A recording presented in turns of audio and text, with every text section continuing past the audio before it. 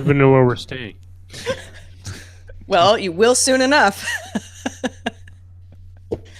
Hey, did you know my room has wheels on it? It's pretty awesome. Yeah, we'll have to catch up with our room, but it's tooling around right now. Yeah, Uber room. Well, if we have hotel robots, Hey, then, I am totally gonna use that. I'm gonna use up all the little soaps and shampoos.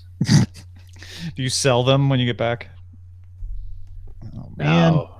I think I told you that I had stayed at a nice hotel. I don't know, sometime last year for work, and I swiped all the goodies. And when I got back, I kind of like arranged them in my bathroom. And a friend came over and he was like, "Did you steal all of these?" And I'm like, "No, they're free. You're supposed to use them, but if you don't use them, you can take them. It's not like I stole like a really nice robe or a bunch of hand towels. They're free." Did you feel very indignant at his accusation? No, I was just like, haven't you ever stayed in a hotel room that has nice stuff? Like, if they've got keels, I'm taking everything. That's the idea. They're small. It's not like it's like a Not like it's a 2 liter of 2 liter really of exquisite moisturizer. I don't know. Maybe you guys think I'm crazy, but I'm taking all of it. Unless it's like a crappy motel where you're like, I don't even want this stuff. I don't like the smell. Circus. Oh, I should say that. Ooh. It's the only place I've ever been where the restaurant is both Mexican and Italian. Oh, I bet there are others. We're doing a chess game in the master level thread on Patreon right now, and Paul Reese. I actually don't know if it's just Paul Reese playing or if he's coordinating with the rest of the master level people, but he's the one that posts all the moves. He posted a move 2 minutes before showtime. That's a gambit if I ever heard of one. Well, And it was it's not like you don't have a time limit, right? No, it's not, but it shook me because it was a check. So I immediately had, there's only one move you can make usually with a check. It might be two, but so I immediately had to get out a check. I can't just leave my king in jeopardy like that, Sarah. In jeopardy. You lost on Jeopardy. This is why I don't play chess. It's just too stressful. That's right. Don't do it. Don't get started, kids. Yeah. Don't leave the house. Terrible You'll never hat. run into anybody you don't like. It's so true. Yeah, that's true. Well, let's get started here. Let's do it. Let me find an appropriate person to thank.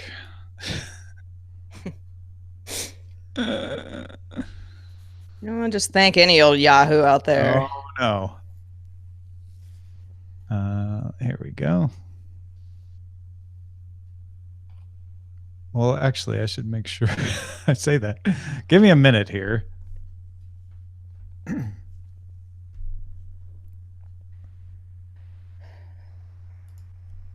I'll be right there. I promise. No problem. Tom is shook because of the chess game. We understand. Said check.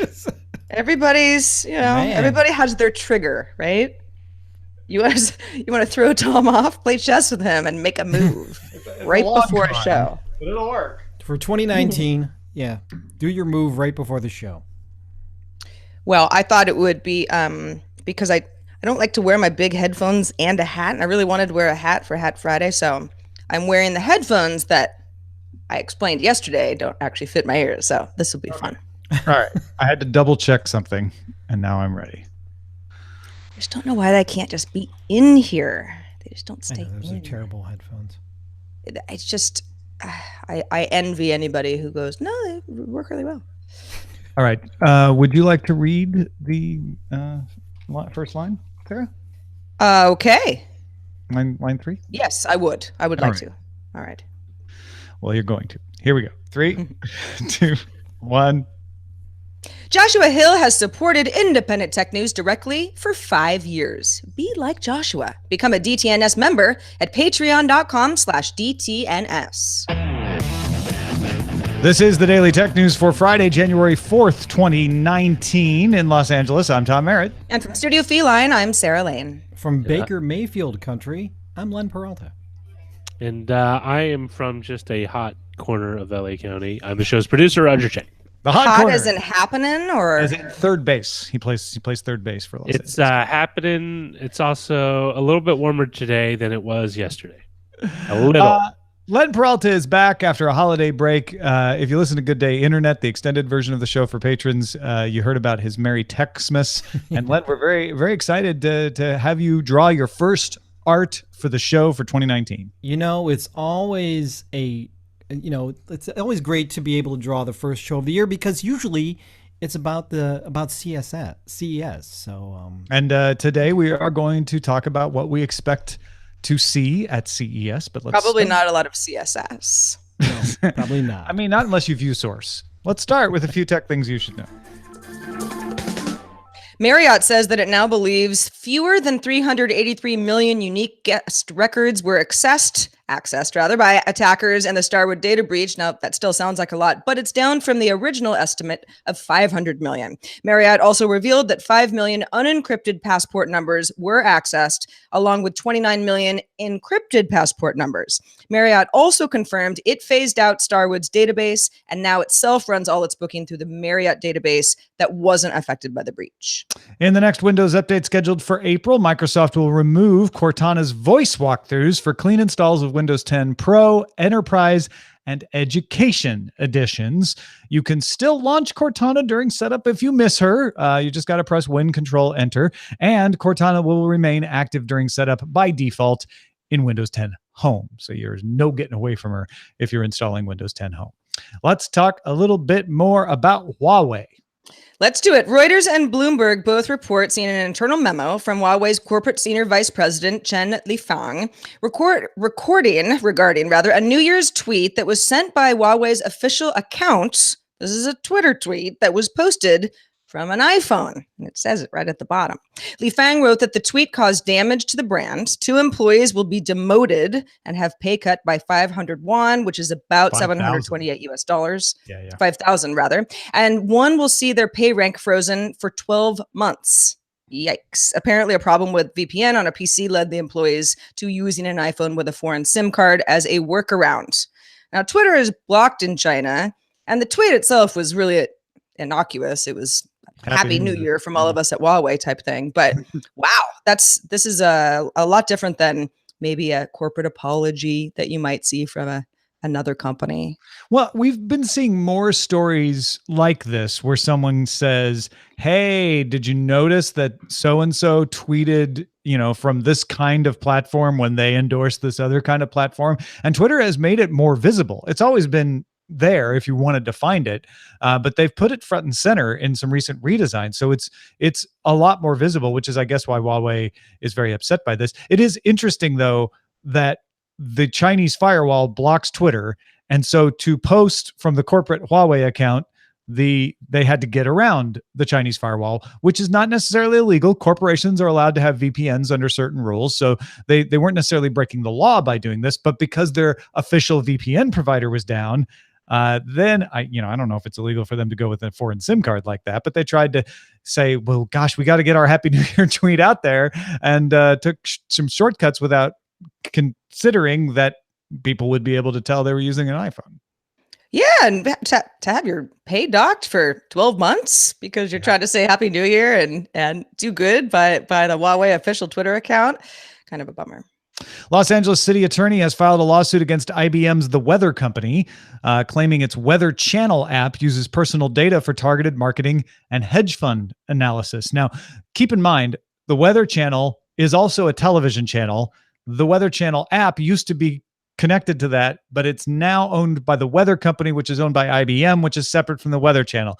It's branding that gets very confusing, but this is an IBM issue, not a Weather Channel television issue. The app uses location to deliver your weather forecasts. Of course it does. That's what you want. You want it to be able to tell where you are so it can say, oh, in your neighborhood, it's going to rain. The suit claims that IBM affiliates and other third parties receive the data, and IBM does not properly disclose this. IBM says, no, we do disclose it appropriately, and we will vigorously defend ourselves in court. My guess is what's going on here is IBM or the Weather Channel app is one of these apps that when it asks for location information, the little pop-up just says, hey, we want to give you forecasts in your area. Can we track your location? And you say, well, yeah, I want that. Whereas the terms of service that you have just clicked agree without reading and you haven't dug down in to find when it asks for location information probably do disclose that, hey, we'll also be giving this to a bunch of third parties, but it'll be anonymous, we promise. Well, yeah, that scenario is probably exactly what's going on. And it probably, again, is information that if it is anonymous, well, it's not going to affect you all that much. But it's that, do you read the terms of service a lot more closely? Or does IBM or the weather company in this case need to make this much more clear when it asks for your location? Yeah, and we've talked about this kind of thing a lot on DTNS, where what these companies are doing isn't necessarily nefarious. They're not trying to sell you. What they're trying to do is say, hey, we know a lot of people are checking the weather, are concerned about the weather in this area. And we also, because we're collating that data, know that people who are checking the weather in that area also are buying rain boots. And so we can sell that data to the rain boot manufacturer to target their ads toward this area. It never involves particular people in the practice, and that's why these companies do it so much. But the attitude about this sort of thing has changed, and there's more scrutiny on it. So even if you're following the letter of the rules by disclosing, it may not be enough in the court of public opinion anymore.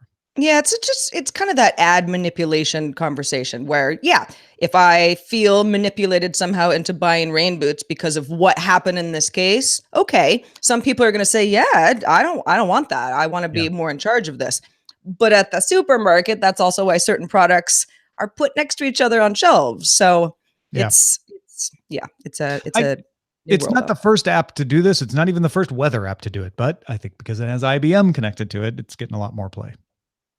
Anonymous actors, not Hollywood actors, the different kind, publish on Twitter hundreds of documents of German politicians, celebrities, and journalists, including financial information, addresses, personal letters, copies of identity cards, and others. It's unclear if the information was leaked or obtained through a breach or by phishing. Members of all political parties except the AfD were affected. German Chancellor Angela Merkel was among the victims through documents related to her that were not considered sensitive. German cyber defense body BSI met to coordinate federal agencies' response. Yeah, this is both a huge deal and not at the same time. I mean, having people's identity cards published is basically a huge doxing of large numbers of the German government and celebrities and journalists.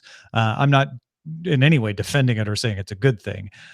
It also does not seem to be, in most cases, with some of those financial information, maybe the kind of harmful data breach that could really, really disrupt someone's life, but it ain't good at all. And of course, the finger pointing is going on with the usual suspects, Russia, China, etc., all being bandied about. But the fact is, nobody knows who did this. Nobody knows how they did it yet.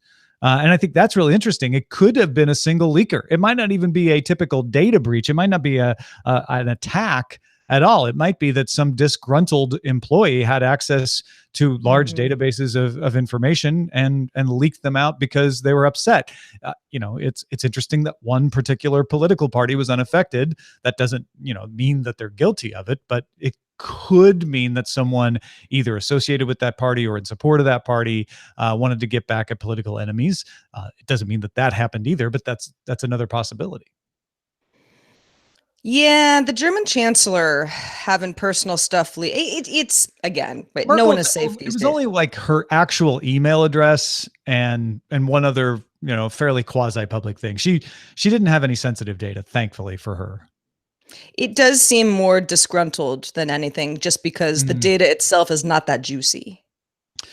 Yeah, for the most part, it's bulk over juiciness, I guess. I mean, there's some, not to say there isn't some juicy data in here for sure, and people will be plowing through it trying to find it, but it's more about the just sheer amount of it, I think. Amazon has launched a visual design tool called Amazon Showroom that lets you place virtual furniture in a virtual living room, customize the design, and then presumably Amazon will hope that you buy that furniture from Amazon. They make it really easy to add it to your cart. Amazon launched an augmented reality feature in 2017 that lets you place potential furniture in your camera view. So you could actually place it in your own home, which I actually think is more useful, because otherwise I've got to try to recreate my room. And every time I've tried to use one of these things, I always go, well, wait a minute. I have a lot of weird things in my room that I'm not going to move. And now I have to recreate those. And I maybe have some weird angle, especially my old house. I had these weird angles that it took a lot of time to replicate in these things. So it seems better to just use augmented reality to me. Well, I think both of these tools are good in really different ways. So I moved somewhat recently. I used the augmented reality tool to figure out where my stuff that I already had might look in the room. That was actually super helpful, and also stuff that I was going to need to buy, or maybe things that weren't going to fit. But the whole virtual reality room, even though it might not resemble any room that you're going to redesign, at least kind of start you from scratch. If you want a color palette, and does that rug look good to that chair in a room with 4 walls with a window somewhere, I can see where maybe that would get you going at the beginning. And then you use the AR app to be a little bit more realistic about how it would look in your own house. I love this kind of stuff. And Amazon's not the first company to do it, but they now have a couple of their own lines of Amazon branded furniture. So I can see why tools like this are only going to help sell big items. I want the tool that lets me just scan my room and then creates a virtual environment for me based on it. I think that's the best of both worlds, because then I don't have to stand there looking in my room. I agree that that's a little clunky, but I also don't have to spend a lot of time setting it up to work for my room. If it could just scan it, and I'd be able to be like, okay, put all the furniture I have in here in the room. Then I can delete the stuff I want to replace and try stuff out then. That's what I want. Go make that, somebody. Wayfair, Home Depot. But how is it going to, yeah, that's a great idea. Yeah. I want that too. Well, yeah, I didn't say it was easy. I just said I want it. Yeah, because how are you going to delete that one chair without deleting both of There's the some chairs? good machine learning out there that would be able to recognize individual furniture elements and be able to. True. Yeah, based on maybe how far away they are from the camera and just have to that be sort of trained. thing. But There's I got to think be it's an awesome. interior designer listening right now saying, I have the tool. So let us know. Feedback at Please, let us dailytechnewsshow.com. beta test it. Promise. Evan Blass is a very reliable leaker of images of products to come. Ev Leaks on Twitter. Early, but Evan Blass says that he cannot speak to the authenticity of the latest leak that he shared. So consider this a solid rumor. The video that he leaked shows a phone that folds out 3 ways into a tablet, allegedly from Xiaomi, which is expected to have a foldable device in the works. So that would make sense. Samsung and Royole have both showed foldable prototypes of their own. Lenovo said it was working on one back in 2016, so one would think it's about time. And patent applications suggest that Apple is working on the concept as well. Authentic or not, let's go back to the age-old question. Do we want foldable phones? Yeah, because none Or of at these least work the same way. the new version of a foldable phone. This video, whether it's Xiaomi or something else, or maybe it's a deep fake, I don't know, but it shows 3 ways, right? It's a thick phone that unfolds into a tablet. And of course, we saw the Samsung one that is just a thick tablet that folds in half. I guess it's a thinner tablet, but it folds in half into a thick phone. None of these seem to work the same way. Nobody's hit on the foldable thing that everybody wants to copy yet. So it's early days for this. It feels like we're in the Palm Trio era of foldable phones. Nobody's quite figured out what a smartphone should look like, and we're waiting on the Apple iPhone to come along and create the template that everybody imitates. Or do we care? Is this going to be like the UMPC where it just never catches on? Yeah, it's so hard for me to think of what a foldable phone would look like that doesn't just harken back to the days when phones were all foldable. I love the idea of protecting my screen, but it also would come with some extra phone parts that I don't necessarily need. However, if those extra parts are able to be disengaged or turn into a keypad and then it's more of a tablet, I don't know. It's like, yeah, one of these concepts that I have to see it first in order to say, oh yeah, now I need this. It's to me, the big advantage, the big attraction is a tablet. Being able to have a tablet and fold it up and it be a phone. My problem is none of the form factors I've seen look like the kind of phone I would want to have. They're pretty seamless on the tablet side, all of them, by the looks of it. But when they fold into a phone, they don't seem like the kind of phone I'd want to carry around. I want to carry around a phone that feels like a modern phone and then somehow have it unfold into a tablet. I don't know if it's unfoldable. I think it's like flexible, like a screen you pull out, like a curtain, right? Roger, what do you think? Well, I think this is the stage where everyone throws something up against the wall to see what sticks. Remember, the grand old days of the PDA, and before they had connectivity, everyone's figuring out, how do you interface with it? You have a little keyboard, so it's a little clamshell computer. And you've went through so many different iterations. You basically went through 5 years before someone hit on the idea, Palm, you just use a stylus. And then we went to the smartphone. Well, if you use a PDA this way, that's obviously you're going to use a phone the same way. And it took another 5 or 6 years till Apple's iPhone rolled out, and just, no, it's all touch. It's all touch. And I think we're still in that phase where everyone's just trying to feel everything out to feel what works best. Right now, if this was an actual product, it'd still be pretty clunky, what you were saying, Tom. And I think no one has really hit on the eureka moment where you can say, okay, of course this is how it's supposed to work. Yeah. Well, we are definitely going to see some foldable phones and other foldable screen items at CES. So let's get to talking about it. If you want to get the tech headlines each day in about 5 minutes, be sure to subscribe to dailytechheadlines.com. It's the way to keep up to date in a fast manner every day with tech, dailytechheadlines.com. So what to expect at CES? We'll just go through all of the categories that we expect to hit. It's always fun to do this and then check back in a week and find out how close we were. Foldable is definitely one of them, but 5G, I think, will be probably one of the biggest. 5G in your home, 5G in your phone, 5G in your car. In fact, if you want a more of a deep dive on 5G, my editor's desk at patreon.com/DTNS is an explanation of 5G, my attempt to explain what 5G is and what it's good for. You can get that at the associate producer level or above at patreon.com/DTNS. But yeah, Sarah, I think we're going to be hearing 5G, 5G, 5G a lot. Well, and CES is the right place for it, because you see a lot of products at CES, and when you say, well, but hold on, to whoever's manning the booth, but isn't that not available yet? Well, but when it is available, we'll be the first company to have launched this 5G microwave. This 5G pizza maker. Yeah. Whatever. Yeah, you're gonna want. And well, that's the thing. There will be some actual real devices that'll be like, oh, this laptop will have, standard 5G NR in it. So when that service becomes widely available, you'll be ready for it.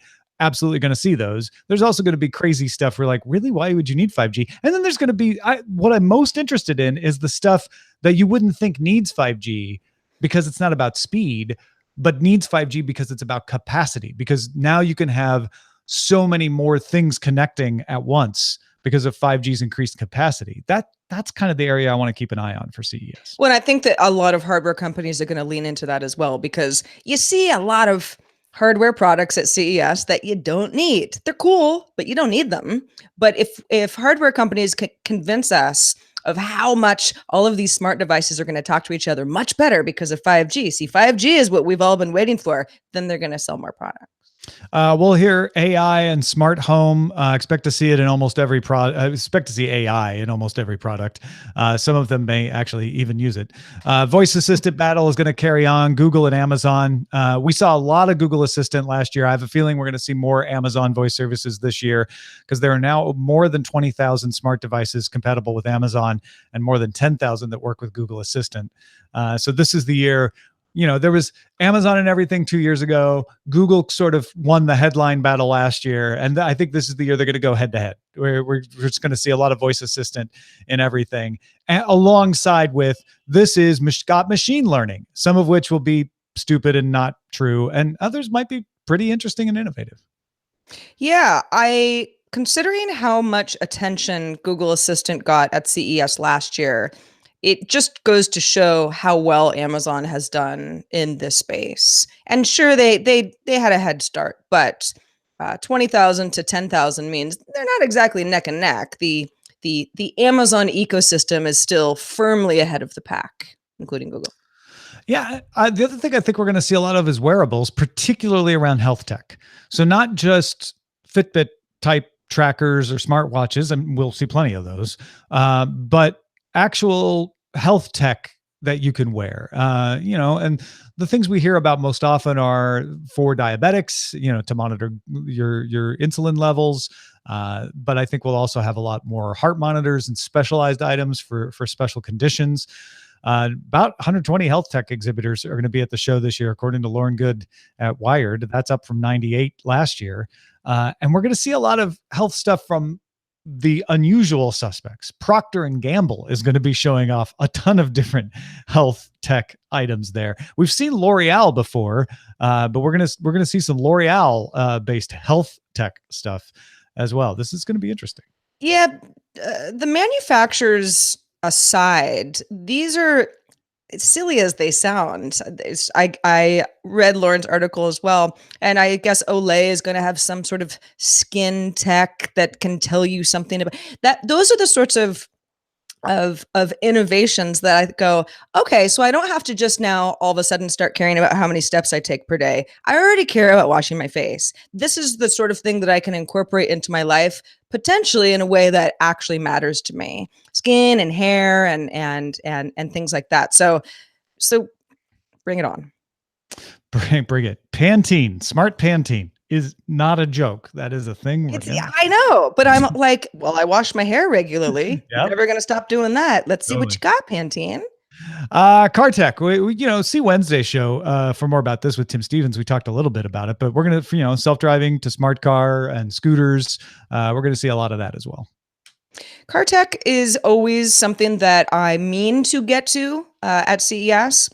And then my feet start hurting and I run out of room because it's kind of down on the end. And the Detroit Auto Show is the bigger car tech show. However, I hope we can make it over there this year and spend a little bit more time, because I think this year, certainly as it was last year and the year before, but this year, certainly more than ever, the self-driving and kind of concept cars sound like they're going to have a little bit more of a stage presence at CES. Yeah, there's more automakers than last year are going to be there. It's quickly becoming part auto show. Exactly. Yeah.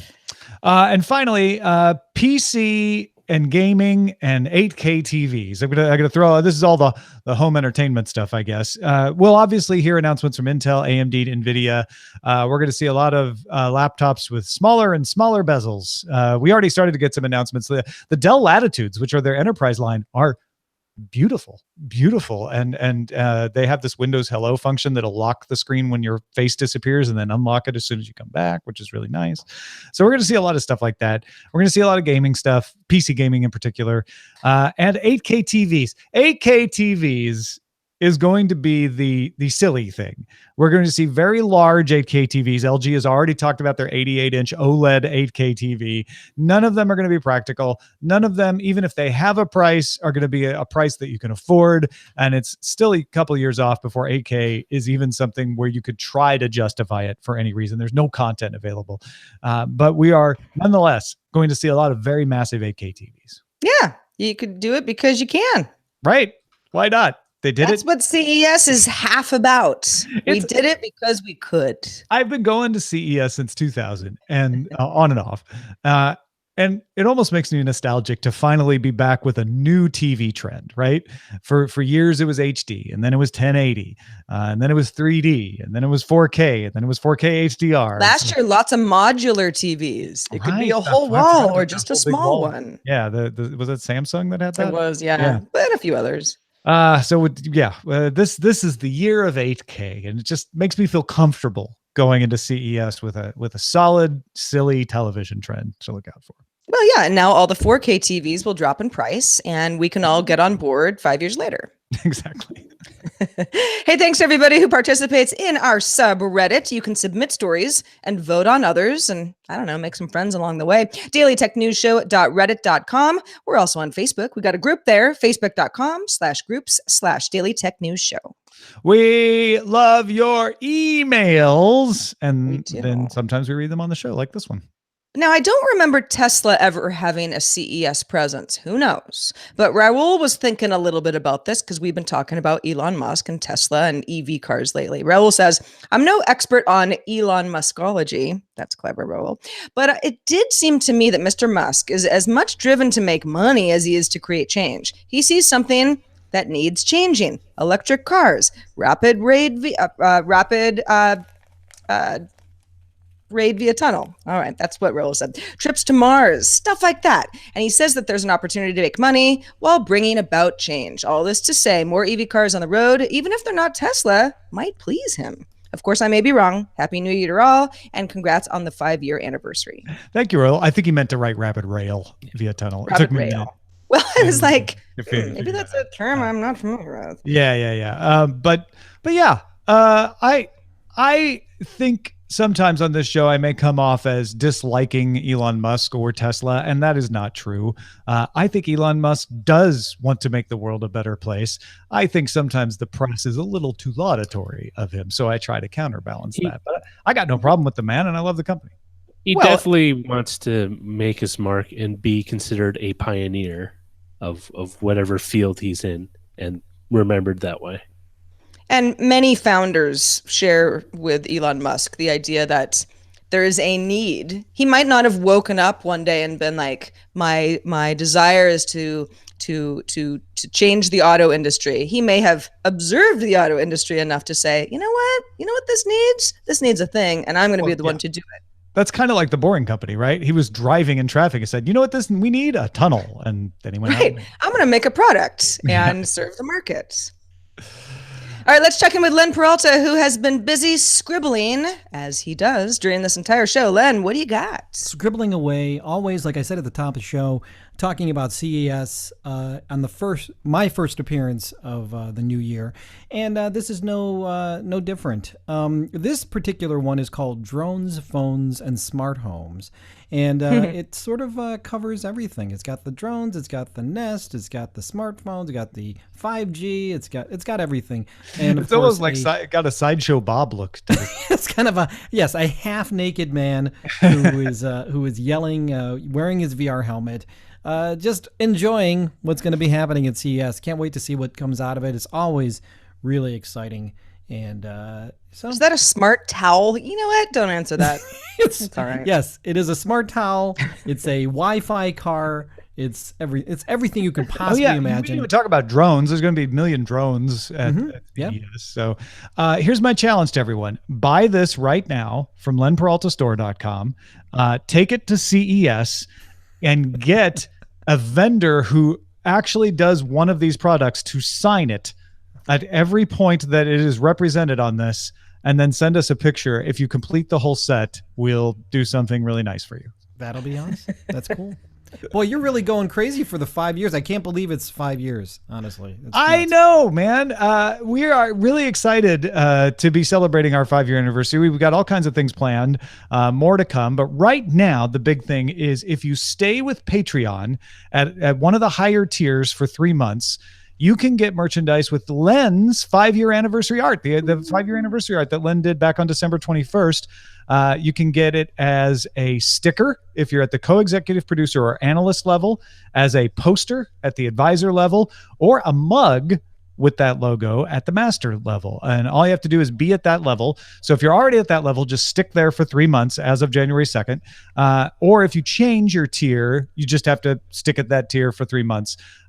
Check it out at patreon.com/DTNS/merch. If you've got feedback for us, I have an email address for you, and that is feedback@dailytechnewsshow.com. We're live Monday through Friday at 4:30 p.m. Eastern, 21:30 UTC. You can find out more at dailytechnewsshow.com/live. We'll see you Monday from Las Vegas Convention Center and CES 2019. Talk to you then. Woohoo!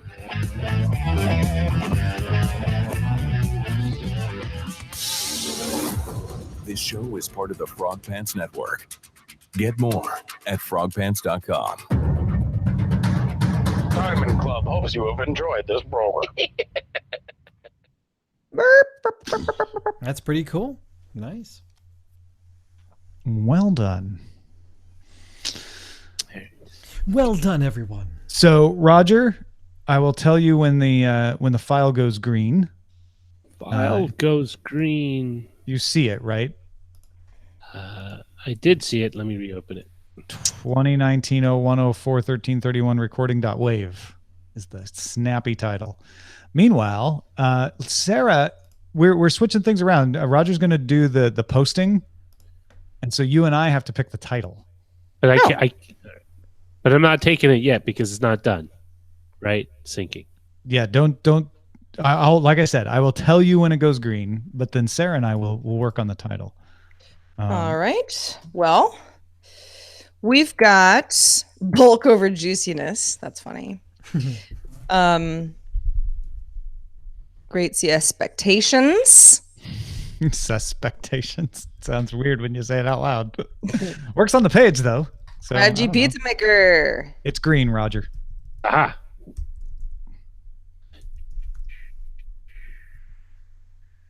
The obligatory silly things at CES. I like that one. 5G 8K TVs at CES. And yeah, that's a real thing. Although it might sound like that's something that we talked about, which isn't exactly. Great. Should we go with great CESpectations? I like that one. Yeah, I like that one too. We'll go with that. Great CESpectations. Be careful.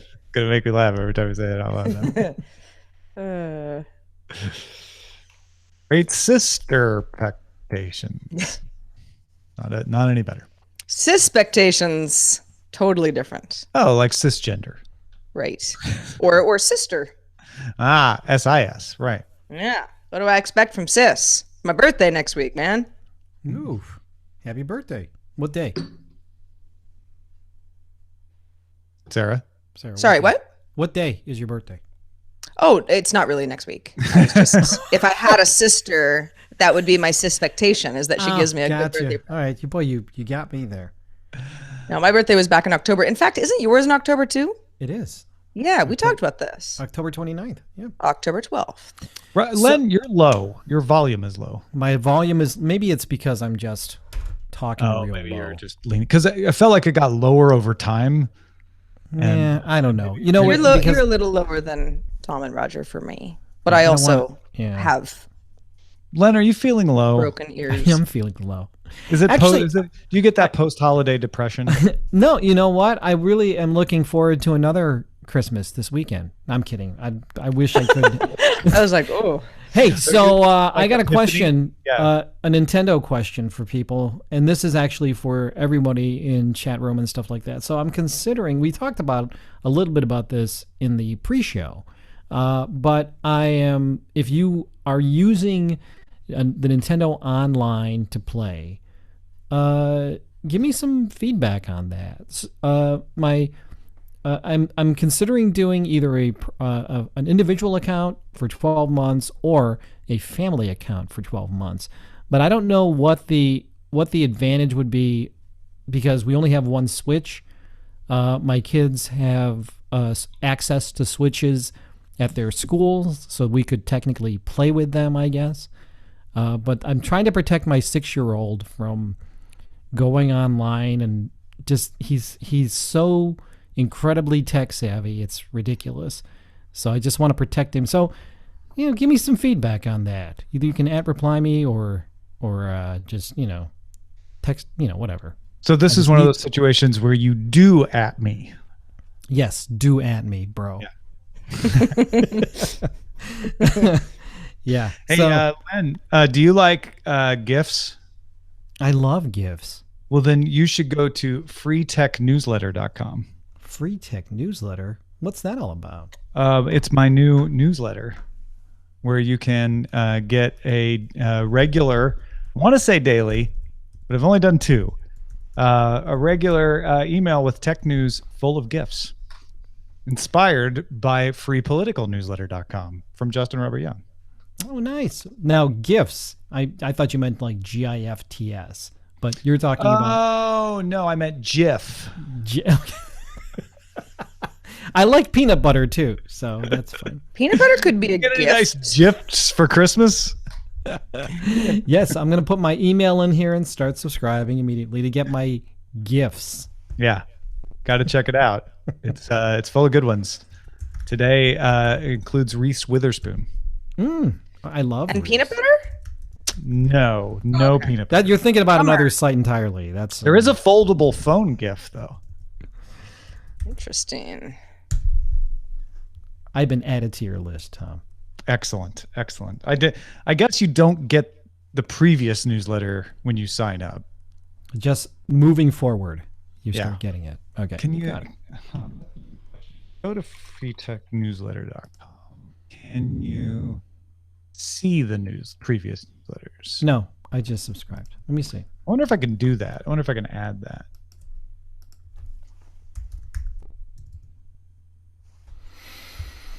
Yeah, it's not there right now. It just the subscribe with the crazy mountain people. That's a default image. I was wondering who that was. Who is that? You, Tom? I didn't think. I think that's you because That's like kinda- clip art. yeah, you look very. It'd be a very feminine looking you if you were in the front there. I'm like, that's not Tom.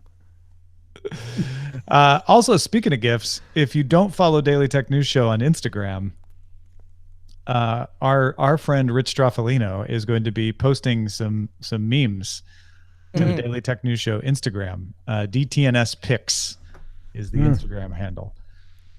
It's PIX, right? Yes. Yeah, PIX. That's right. No, good point. Hot memes. Hot memes coming on DTNS Pics. Hot memes. That's what I'm going out for Halloween as this year. Is a hot He's got meme. some really funny stuff that he's going to post. And I cannot wait to see it. Oh, Paul Reese, you're driving me nuts here. Did you make another move? What did he say? He said, I wrote Dirty Pool making a move a minute before showtime, and he wrote ROFL touche, and completely and entirely by accident. So that's good. Mm-hmm. Gives me more time to relax. I just saw that he accessed the account. I'm curious actually if he's started to add anything yet.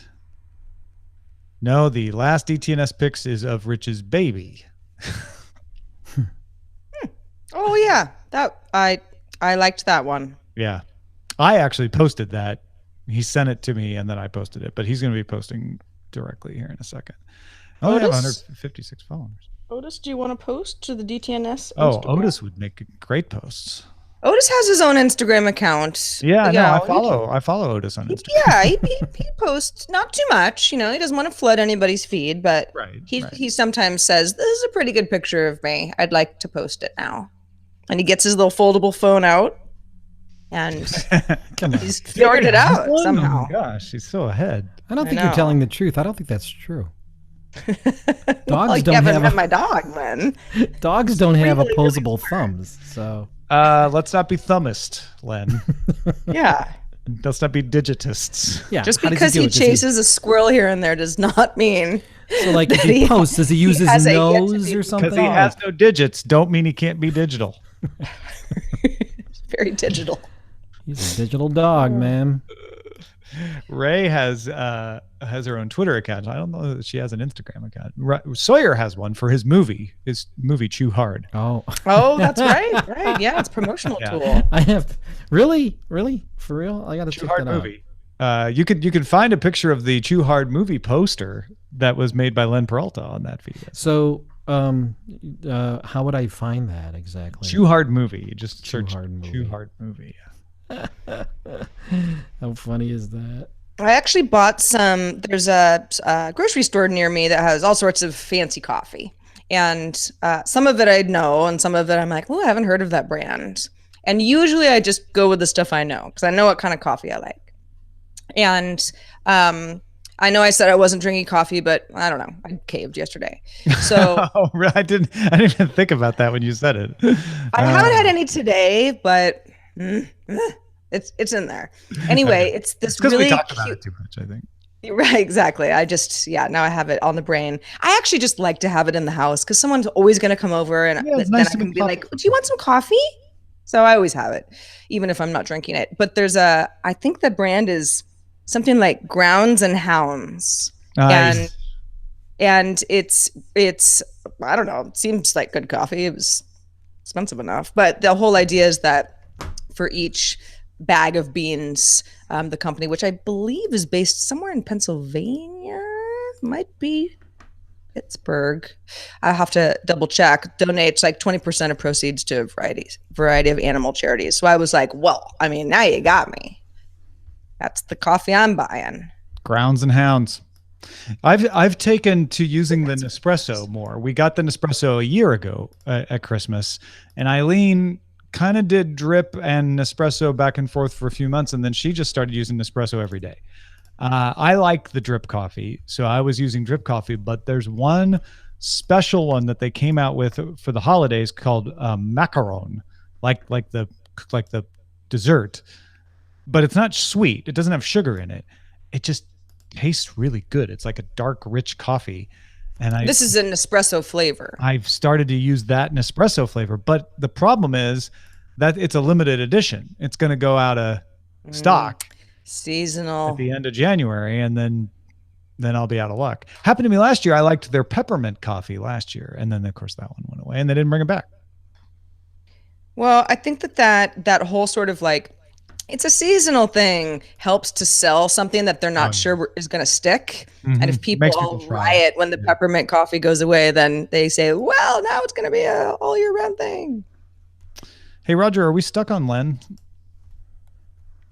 Did you select Len at some point? And then No, I can- everyone who's talking's face pops up.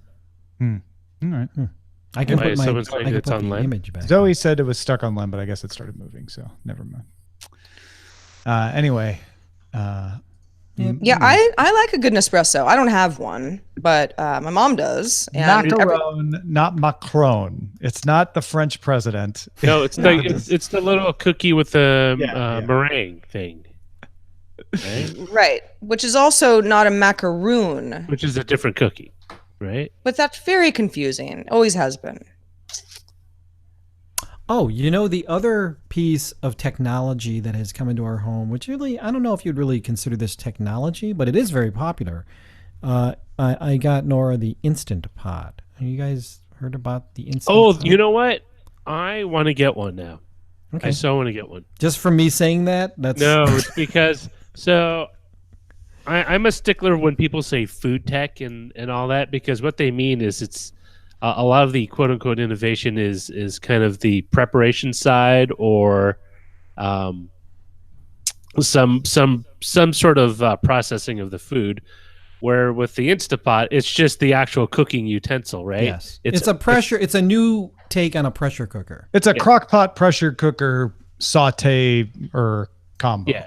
Yeah. And what makes it great is that it's computer controlled, so you can set temperature and time, and you don't need to like baby You need it. to watch it. Yeah. Plus, it's a lot quicker than using a standard crock pot. Yep. Because of the pressure cooker part. Yeah. Right. It's probably, you can cook an entire meal in like maybe 40 minutes or something like that. It's pretty cool. Yeah, So- we used it for bolognese. It was really good. So you have one? We also used it for stew. Yeah, it was another present Eileen got herself. That was a Black Friday deal, though. It was Okay, it was like on sale. You could get the 8-quart Instapot for like half price or something. Oh, that's great. Wow, 8 quarts. That's big for you It's guys, man. huge. We don't have a place to put it. I told her, like, just get the 6-quart. We don't really need 8. It's like, no, it's the same price. I'm getting Because you might, it actually is very, very good for parties. No, it's absolutely true. It's very good for dudes like me who just want to use one thing to cook everything. Although what I've heard, we haven't actually used it yet, but I've heard it does not really brown well. So yes, it's supposed to be one pot, but you'd probably want to brown your meat in another. Well, yeah, I had to boil the spaghetti in a second pot.